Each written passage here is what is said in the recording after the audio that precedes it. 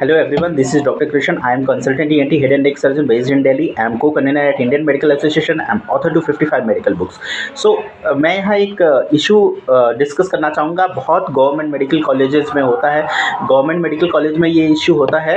अब क्या इसमें हम डिस्कस करना चाहेंगे इसके बारे में कि काफ़ी मेडिकल कॉलेजेस है एंड गवर्नमेंट हॉस्पिटल की मैं बात कर रहा हूँ जहाँ पे हॉस्टल है, और मैं कुछ medical college specially SSKM hospital IPGMR के बारे में बात करूँगा. इस हॉस्पिटल में अभी करंट स्टेटस क्या है, but some time back girls hostel का मेस फंक्शन नहीं था. क्यों फंक्शन नहीं था उसका रीज़न मैं उस हॉस्पिटल का बताना चाहता हूँ. कहीं ना कहीं हर मेडिकल कॉलेज एंड हॉस्पिटल में ये किसी न किसी पॉइंट पे प्रॉब्लम होती है. बेसिकली कुछ ऐसा टेंडर का इशू था, प्लस दूसरा ये चीज़ था कि पेमेंट वगैरह उनके कुछ पेंडिंग थे वगैरह, कुछ पेंडिंग था हॉस्पिटल साइड से या हॉस्पिटल अथॉरिटी के साइड से. सो वो उनके लिए प्रॉफिटेबल नहीं हो रहा था, वो चले गए. और टेंडर दूसरा रेज नहीं किया गया और उसको फिल नहीं किया गया. तो वो 3-4 महीने 5 महीने तक कंटिन्यू गर्ल्स हॉस्टल में कोई कैंटीन नहीं थी.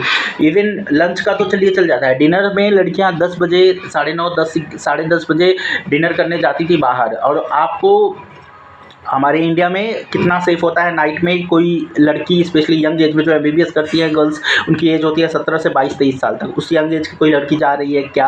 अब for example any incident, any untoward incident हो गया तो उसके लिए रिस्पॉन्सिबल कौन होगा? कॉलेज अथॉरिटी होगा, क्या होगा? अब मैं एक न्यूट्रल एंगल लाना चाहूँगा इसमें कि इसमें रिस्पॉन्सिबिलिटी, इसमें रोल किसका होता है. अब क्या होता है कि कई बार क्या होता है कि टेंडर टाइमली रेज नहीं होता. कहीं ना कहीं ये हॉस्पिटल अथॉरिटी का निग्लिजेंस होता है. कई बार इनको करप्शन के चक्कर में पेमेंट नहीं दिया जाता कि तुम पहले मेरा कर दो तो पेमेंट होगा. ये कहीं ना कहीं हॉस्पिटल अथॉरिटी की साइड से होता है. Being a practitioner, being in a government hospital for more than 9-10 years, I can understand ये चीज़ होता है. तो इसको कहीं ना कहीं रेगुलेट करने की ज़रूरत है कि एटलीस्ट चीज़ें हैं, बट आपको ये बेसिक चीज़ें आपको नहीं मतलब हिंडर करना है आपको. और NMC should take into cognizance की मेडिकल कॉलेज के हॉस्टल्स, हम सब कुछ फैक्टर को रेगुलेट करते हैं, हम हर फैक्टर को कंसिडर कर लेते हैं कि फैकल्टी रेशियो इतना होता हो. आजकल डाइल्यूट हो गया है नंबर ऑफ कॉलेज बढ़ाने के चक्कर में, फिर भी क्वालिटी एक कंसिडर की जाती है कि इंफ्रास्ट्रक्चर ये होना चाहिए, patient attendance OPD and IPD में ऐसे होने चाहिए, फैकल्टी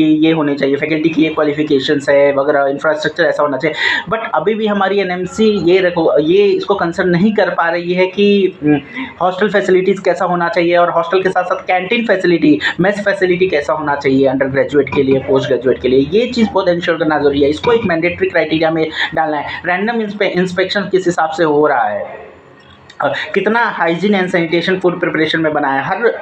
हर पर्सन जो मेडिकल कॉलेज में काम मेडिकल कॉलेज में रहा है, MBBS MS किया है, MD किया है और काम किया है, उसको पता होता है कि क्या hygiene standards basically UG MBBS की कैंटीन्स में फॉलो की जाती है. तो ये चीज़ बहुत इंपॉर्टेंट है कंसिडर करना कि हम हाइजीन को इंश्योर करना है. साथ साथ NABH हॉस्पिटल्स, मैं जानता हूँ बाकी शहरों की मैं बात नहीं करूँगा, मैं दिल्ली की बात करता हूँ. दिल्ली में काफ़ी NABH सर्टिफाइड हॉस्पिटल है जहाँ 24 आवर्स ड्यूटी पे डॉक्टर्स होते हैं. वहाँ डॉक्टर्स के लिए ड्यूटी रूम नहीं है.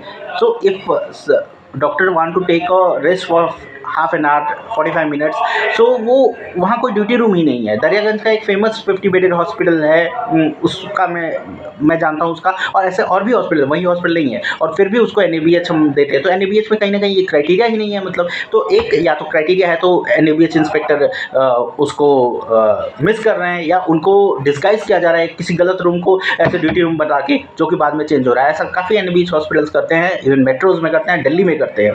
सो इस चीज़ को रेगुलेट करना जरूरी है. NABH SSS को भी चाहिए कि इसको प्रॉपर मॉनिटरिंग मिले. अगर हम ऐसा नहीं करेंगे तो हाउ वी आर इंश्योरिंग कि जो हमारा डॉक्टर है वो उसका मेंटल हेल्थ अच्छा रहेगा, वो सफ़र नहीं करेगा, मेंटल स्ट्रेस डिप्रेशन से नहीं सफ़र करेगा. Basic standard care we need to provide to them also. और ये जो मेडिकल कॉलेज वाली चीज़ है that should be mandatory. Thank you.